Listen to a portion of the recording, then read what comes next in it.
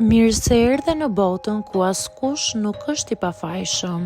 Sekrete shqiptare, vendi ku rrëfimet më të thella, më të ndaluara dhe më të pathëna të shqiptarëve marrin zë. Na bëni subscribe për histori të ndryshme.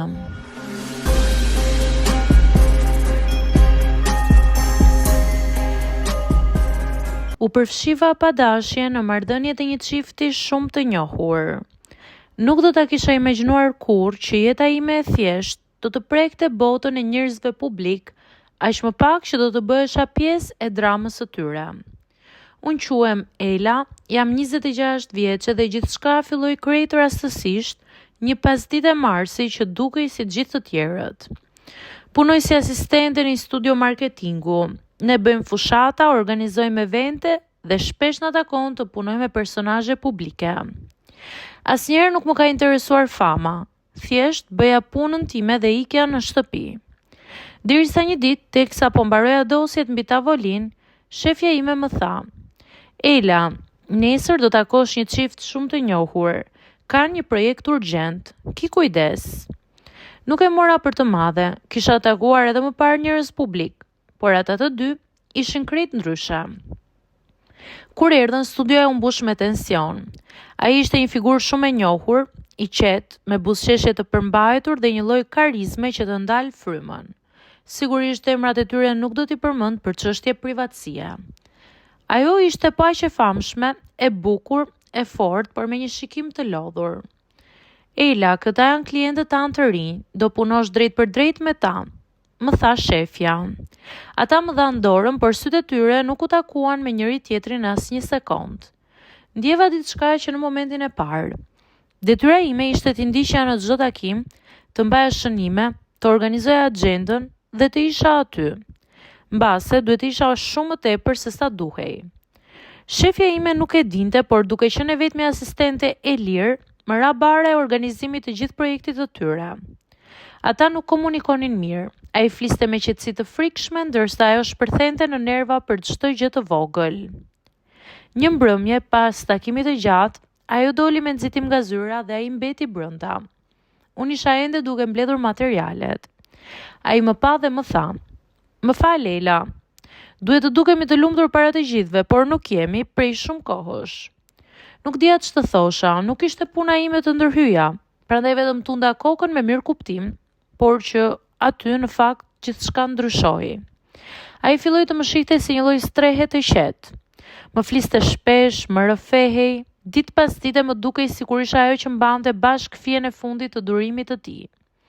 Dhe kjo filloi të më rëndonte. Një ditë gjatë një takimi për projektin, ajo më thiri në korridor. "Ela, mund të flasim 2 minuta?" Fytyra e saj ishte e zbehur. Kur mbetëm vetëm, ajo më pa drejte në sy dhe më tha: "E di që ati i pëlqen të flas me ty. E di që ai rrëfehet tek ty. Mos ki frik, nuk është faji yt. Por të lutem, mbaj distancë, po mundohem shumë ta shpëtoj këtë marrëdhënie që kam."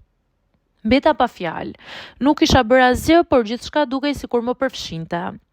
Që atë ditë fillova të ndihem fajtore edhe pse nuk kisha faj. Një natë pas orarit, ai më shkroi dhe më tha: "Ela, mund të flasim 5 minuta? Jam në parking." Nuk e di pse zbrita, mbase nga mirësia, mbase nga detyrimi, mbase nga trysnia emocionale që më ishte ngarkuar mbi sype. Kur arrita aty, ai po qëndronte i mbështetur tek makina me sy të skuqur. "Nuk po e përballoj dot më tha. Jeta jonë është vetëm fasadë dhe jam shumë i lodhur." Pastaj më pa drejt: "Ti je njeriu i vetëm që më dëgjon pa më gjykuar." U tërhoqa një hap prapa. Zemra më rihte fort, jo sepse ndjeja diçka për të, por sepse po e kuptoja që po më afronte në një pikë kur unë në fakt nuk duhet të isha fare. "Nuk duhet të jem pjesë e kësaj", i thash me zë të dridhur. Ai uli kokën dhe pikërisht në atë moment dera e parkingut u hap. Ishte pikërisht ajo. Ngriti vetullat, na pa të dyve dhe syt i morën flak. "E dija", tha me buzëqeshje të akullt. "E dija që dikush tjetër ishte futur mes nesh." Edhe pse nuk ishte ndodhur asgjë, pamja dukej shumë keq. Ai u përpoq të sqaronte, por ajo u largua me hap të shpejt. Ai shkoi nga pas dhe unë mbeta aty, e ngrirë, e hutuar, duke mos ditur as vetë çfarë kisha parë. Të nesërmen shefja më thiri herët. "Ela, projekti është anuluar. Nuk më kanë dhënë asnjë arsye, por më kërkuan të mos ta kontaktoj më çiftin. Çfarë ka ndodhur?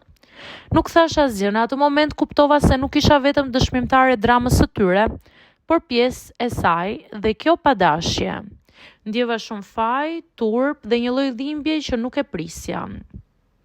Sot sa herë shoh lajme për ta, kur qeshin nëpër intervista, kur duken të lumtur nëpër evente, kur publikojnë foto perfekte, më kujtohet ajo natë në parking dhe ato fjalë që nuk doja t'i dëgjoja dhe ajo frikë që e dallova në sytë e tyre. Njerëzit i shohin si çift ideal. Unë i pash si dy të humbur që kapeshin pas gjithçkaje që mund t'i shpëtonte. Madje edhe pas meje. Unë nuk dua më të punoj me njerëz publik. Më ka mbetur një hije që nuk largohet lehtë, sepse kuptova diçka që në fakt nuk doja ta dija.